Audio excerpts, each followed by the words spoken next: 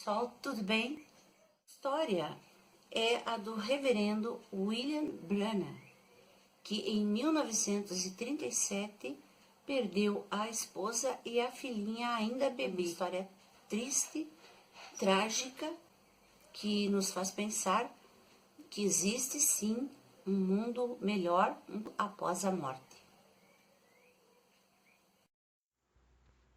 Era como se aquela palavra torpe, dita pela sogra, tivesse lançado algum tipo de nuvem negra sobre sua vida, que começou a desmoronar antes do Natal de 1936. Seus 2 filhos pegaram um resfriado e Hope também.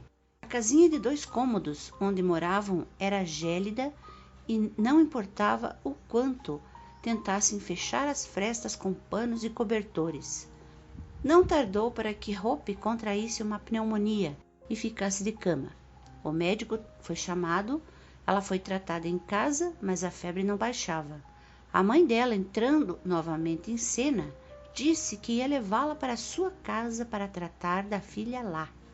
Houve uma tempestade tremenda durante o mês de janeiro e o rio Ohio começou a subir, rompendo os diques de proteção de Jeffersonville e Louisville, o que provocou uma imensa inundação. Billy tirou sua esposa e os filhos da zona de risco, levando-os para um hospital enquanto ajudava as forças de evacuação de civis na cidade. Durante a sua luta contra as forças da tremenda enchente, ele temeu que o hospital de campanha estivesse inundado. Correndo como um louco, pedindo informações a todos os conhecidos, ele soube então que o hospital estava inundado sim, e que, abre aspas, todos os doentes foram colocados em um trem, pois tudo estava destruído, inclusive as linhas telefônicas e telegráficas. Quando finalmente conseguiu chegar a Charlestown, com grande dificuldade e desespero, ele encontrou um conhecido e então foi informado na estação de trem que o último trem chegado de Jeffersonville antes da inundação foi direto para Columbus, Indiana. Com a ajuda do amigo, Billy correu para lá atrás de seus amados filhos e esposa. Encontrou-os numa igreja que foi transformada em hospital temporário para abrigar as vítimas da enchente. Ele entrou gritando pelo nome de Hope. Numa cama, no fundo do salão, uma mãozinha magra se ergueu. Ele mal acreditou nos próprios olhos quando se aproximou da cama onde Hope estava deitada. Ela estava tão magra e pálida que os ossos do rosto estavam visíveis. Os olhos estavam afundados no crânio e a pele transparente. Ela devia estar uns 11 quilos mais magra. Depois de conversar com ela, abraçando-a, chorando e sorrindo ao mesmo tempo, ele foi ver os filhos, que estavam num outro quarto. Foi aí que o médico o chamou e explicou que, infelizmente, Hope tinha contraído tuberculose, e de acordo com os recursos da época, tuberculose não tinha cura. Billy orou muito, pediu muito a Deus que curasse sua esposa, mas parecia que Deus não o ouvia mais. Porém, coisas ainda piores estavam para acontecer. O pequeno Billy Paul estava se recuperando, mas a bebê Sharon havia pego pneumonia também. Estava muito mal. Por 5 meses, Hope ficou internada no hospital de Jeffersonville, até que em julho de 1937, Billy recebeu uma mensagem do hospital avisando-o que, abre aspas, sua esposa estava morrendo, fecha aspas. Ele correu como um louco para o hospital, recusou o conselho do médico que quis dar-lhe um calmante e foi direto ao quarto da esposa. Eis como foi a cena descrita no livro. Abre aspas. Hope estava deitada na cama e um lençol quase cobria sua face. Bill levantou o lençol. Seus olhos estavam fechados e a boca aberta. Seu corpo estava reduzido a menos de 45 quilos. Billy colocou a mão na testa dela. Ele a sentiu fria e suada. Colocando as mãos por baixo dos ombros, ele a moveu suavemente. Hope, querida, responda-me. Eu te amo de todo o meu coração. Fale comigo apenas mais uma vez. Não houve resposta nem movimento. Em voz alta, Bill orou. Deus, eu sei que eu tenho errado, mas por favor permita-me falar com ela apenas uma... Antes de terminar sua oração, as pálpebras de Hope se mexeram e se abriram. Ela tentou levantar os braços, mas estava muito fraca. Seus lábios se moveram, falando débeis palavras. Lá é tão calmo, ela disse. Por que você me chamou de volta? Bill se inclinou na cama para ouvi-la melhor. O que você quer dizer, querida? Bill, você tem falado sobre isso. Você prega sobre isso, mas você nem tem ideia de quão lindo é aquele lugar. Do que você está falando? Eu estava indo para o lar. Havia 2 pessoas vestidas de branco comigo, uma de cada lado. Estávamos caminhando por uma estrada revestida com deslumbrantes flores e elegantes palmeiras. Era tão pacífico. Então eu ouvi você me chamar longe e eu voltei para te ver. Ele conversou com ela, o rosto molhado de lágrimas, e ela o fez prometer que não ficaria sozinho, pois seus 2 filhos precisavam de uma mãe. Ele sentiu o coração pesado, mas prometeu. Ela então faleceu em paz. Mas o jovem ministro não ficou em paz. Sua mãe, a senhora Ella Brana, o convidou a passar algum tempo com ela. Os filhos dele estavam com uma babá, a senhorita Broy, e ele teimou em ir para sua própria casa. Nem bem chegou lá, ele teve a destruidora notícia, levada pelo pai da babá, o Sr. Frank Broy, de que sua bebê Sharon também estava muito mal, que haviam chamado o Dr. Adair, médico da família, que a havia levado para o hospital. Uma nova dor, novo desespero. É inimaginável, para nós, uma dor semelhante. Todo o seu tesouro, que eram a esposa e filha, morrerem assim, praticamente juntas. Eu não consigo nem ter um vislumbre de tamanha dor. E quando ele foi ao hospital para olhar sua bebê tão linda, soube pelo médico que ela tinha contraído meningite tuberculosa. E a medicina nada mais podia fazer. Billy se ajoelhou aos pés da cama, orou, chorou, implorou. Mais um trecho do livro. Abre aspas. Ele sabia que Deus tinha recusado sua oração. Esse instante foi o momento mais incerto de sua vida. Ajoelhando-se no piso duro da ala de isolamento do porão, com sua filha de 9 meses morrendo diante dele, o tentador veio ao seu lado e sussurrou. Você diz que Deus é amor. Isto é amor? O quanto você tem pregado sua palavra e tão duro que você tem tentado viver por ele e agora ele te abandona? Por um minuto, Bill vacilou com incerteza naquela grande separação. Então sua resposta veio, fluindo de alguma fonte escondida em sua alma. Como Jó nos tempos da antiguidade, eu vou dizer, o Senhor deu e o Senhor o tomou. Bendito seja o nome do Senhor. Ó Deus, eu não sei como tu estás me dilacerando desta maneira, mas isto não vai mudar minha fé em ti. Amélia Hope Brana foi sepultada no dia 24 de julho de 1937 no cemitério de Walnut Ridge e Sharon Rose morreu no dia seguinte e foi sepultada junto com a mãe. Os dias que se seguiram foram os mais terríveis na vida do reverendo Billy. Ele tinha insônias frequentes, não conseguia dormir e nem parar de pensar na esposa e na bebê. Se esforçava para sair da cama e ir trabalhar, continuava suas pregações e à tarde passava na casa da família Broy pegar o pequeno Billy Paul. O menino estava sempre perguntando pela mãe. Para Billy Brana, aquilo era tão doloroso, tão terrível, que ele não conseguia entender. Por quê?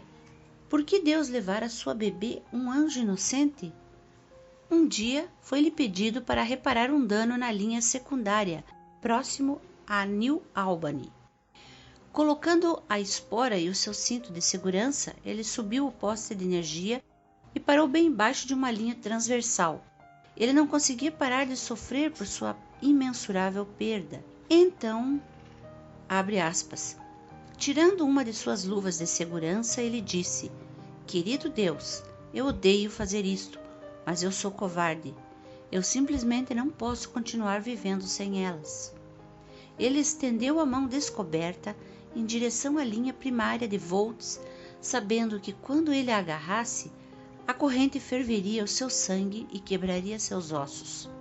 Sharon, papai irá ver você e mamãe. Ele nunca soube o que aconteceu a seguir. Quando voltou a si, estava sentado no chão com seu cinto de segurança ainda amarrado ao redor do poste. O suor escorria pelo seu corpo e ele tremia incontrolavelmente. Fecha aspas. Essa não foi a primeira tentativa de suicídio de Billy. O seu sofrimento era tanto que, certo dia em casa, ele tomou sua arma de guarda florestal, encostou-a contra a cabeça e começou a orar o Pai Nosso enquanto puxava o gatilho. Mas o gatilho não se movia. Ele apertava com toda a força e nada. Então ele, desesperado, largou a arma no chão.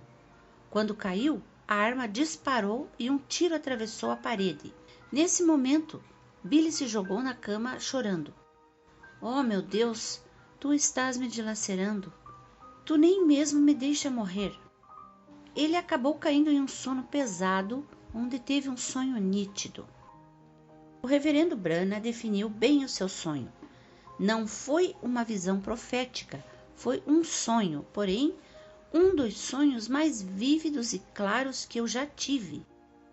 Hoje em dia, se for analisado isso à luz das pesquisas, sobre sonhos lúcidos, EQMs, projeções, etc., a gente pode afirmar que ele teve uma projeção consciente, ou sonho lúcido, como se diz. Então, ele se viu caminhando em uma linda, magnífica estrada para os lados do Velho Oeste. Eu fico imaginando, assim, uma estrada como nos antigos filmes de cowboy, e pelo que ele contou, era mais ou menos assim. Ele diz que era uma estrada ladeada por lindas árvores que enchiam de verde a colina. Ele cantava então uma música antiga, daquelas baladas de cowboy, quando ele de repente viu uma carroça coberta, uma carroça velha. Ao lado da carroça estava uma moça, loira, sorridente. Então ele tirou o chapéu e cumprimentou. Bom dia, senhorita. E ela respondeu, bom dia, papai. E ele respondeu, mas senhorita, como eu posso ser o seu pai? Você tem quase a mesma idade que eu. Então a moça disse, papai, você não sabe nem onde está. Na terra eu era Sharon Rose. Aí ele ficou confuso, né? Mas você era só um bebê, ele disse. Mas não há bebês aqui, papai. Todos temos a mesma idade. Somos imortais. Aí a moça falou para ele, a mamãe quer ver você. Ela está esperando você no novo lar. Aí ele ficou meio confuso e falou para ela, mas nós da família Branham nunca tivemos lar. Somos pessoas pobres, sempre fomos errantes. Mas você tem um lar aqui agora. Olhe, ela apontou para a estrada. Ele olhou aquela estrada maravilhosa, ladeada de grandes árvores, lembrando aquelas paisagens do Velho Oeste, né? Que era onde ele morava, mais ou menos próximo. E ele viu uma colina, um morro, e no alto daquela colina, uma casa muito linda, maravilhosa. Parecia uma mansão. Ele foi subindo pela estrada acima. O sol estava surgindo por detrás da casa e espalhava os raios assim como se fosse um farol. Ele disse que era uma coisa maravilhosa aquela imagem do sol por trás daquela casa, como se fosse uma luz divina. Então, quando ele chegou na porta, subiu uma escadaria, né? E chegou na porta e ele viu a Hope. A Hope estava com um vestido branco, os cabelos longos e negros que ela tinha estavam soltos e o vento batia, os cabelos esvoaçavam no vento. Ela olhou para ele e disse para ele entrar porque ele estava cansado. Ele a abraçou, comovido, né? E então ela falou assim que ele deveria parar de se preocupar com ela e com a Sharon. E ele disse: mas, querida, eu não posso evitar. Eu estou sozinho demais sem vocês. E Billy Paul chora por você o tempo inteiro. Eu não sei o que fazer. Então ela respondeu para ele que ela e Sharon estavam ali muito melhor do que lá, de onde elas tinham vindo, que era aqui a dimensão física, né? E ela pediu para ele prometer que não ia mais se preocupar, nem com ela, nem com Sharon. Depois disso, se abraçaram, né? E então ela disse: vem aqui e se sente um pouco. Tem uma surpresa para você. Ele andou e olhou à frente e viu uma cadeira. Ela disse: lembra-se dessa cadeira, Morris? Que nós não pudemos pagar? Daí ele olhou. Ah, sim, é exatamente igual àquela que a loja tinha pego novamente, né? Por falta de pagamento. E ela respondeu assim: mas agora ela já está paga aqui, não precisa pagar. E depois eles conversaram mais um pouco e quando ela disse que ele tinha que voltar, ela fez ele prometer que não ia mais pensar ou se preocupar ou chorar demais por elas.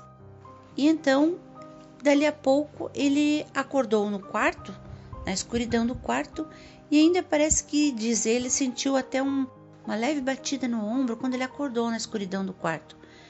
E então ele falou em voz alta: sim, Hope, eu prometo.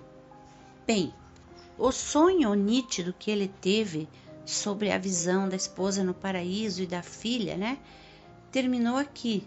E lendo a biografia, ele conta que a vida não foi fácil, mesmo tendo essa visão, mesmo tendo esse sonho, né, essa visão maravilhosa que lhe deu um pouquinho de consolo. Mas ele ainda sofreu duramente, viveu o luto por muito tempo. Mas o remédio dele para isso, trabalhar duro e dedicar cada vez mais tempo, né, ao seu dom de pregador, foi um remédio amargo. Mas, como todo remédio amargo, foi curando lentamente aquela ferida.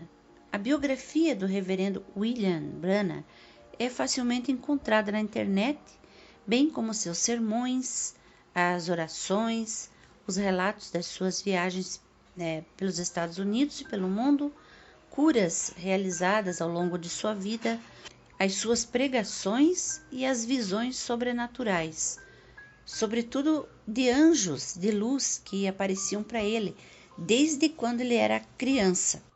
Eu destaquei justamente esse momento tão triste da vida dele porque, independente de crenças religiosas, as características que marcaram a sua visão do paraíso, onde ele encontrou Hope e a filha, né, são muito similares àquelas visões de pessoas que passaram por EQMs ou que tiveram sonhos lúcidos com entes queridos, já falecidos.